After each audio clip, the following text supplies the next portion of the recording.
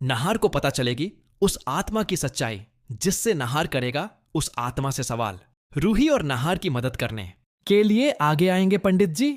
क्योंकि भले ही रूही को गलत समझकर पूरे घर वाले उसके खिलाफ हो चुके हैं, मगर नहार रूही का साथ नहीं छोड़ता, क्योंकि उसे रूही पर पूरा भरोसा है कि रूही कभी भी ऐसी गिरी हुई हरकत नहीं कर सकती। इसलिए जब वह आत्मा एक बार फिर से नहार के पास आती है और उससे रोमांटिक बातें करने लगती है, तो नहार उस आत्मा का हाथ जोर से पकड़कर उससे सवाल करता है कि आखिर वो कौन है और क्यों वो रूही को बदनाम करने की साजिशें रच रही है,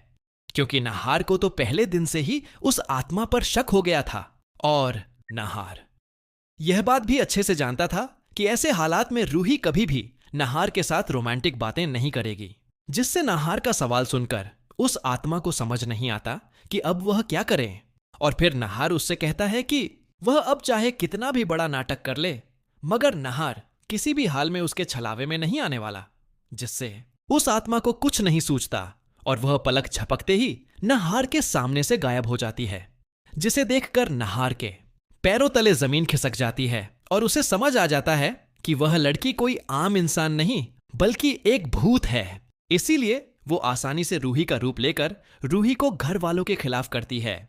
तभी इतने में रूही भी नहार के पास आ जाती है और वह नहार से रोते हुए उसे विश्वास दिलाने लगती है कि उसे कुछ भी याद नहीं और ना ही उसने कोई शराब पी थी, जिससे नहार रूही को गले लगाते हुए उससे कहता है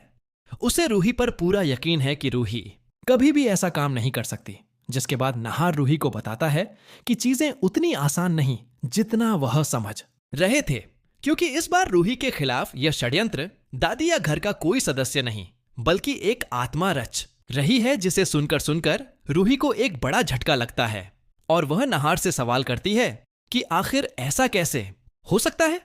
जिसके बाद नहार रूही को सारी बात बताता है कि उसके साथ अब भी क्या हुआ, जिससे रूही के मन में सवाल उठता है कि आखिर वो आत्मा उनके घर में क्यों आई है। जिस पर नहार रूही को बताता है कि जब से वह अपने साथ उस पेंटिंग को लेकर आए हैं, तब से ही उनके घर में यह सब हो रहा है।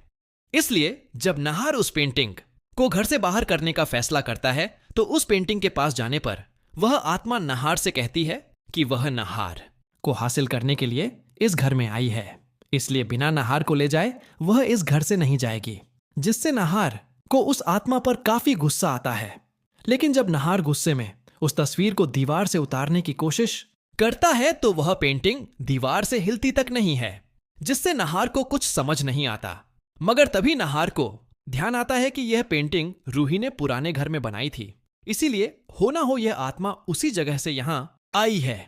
इसीलिए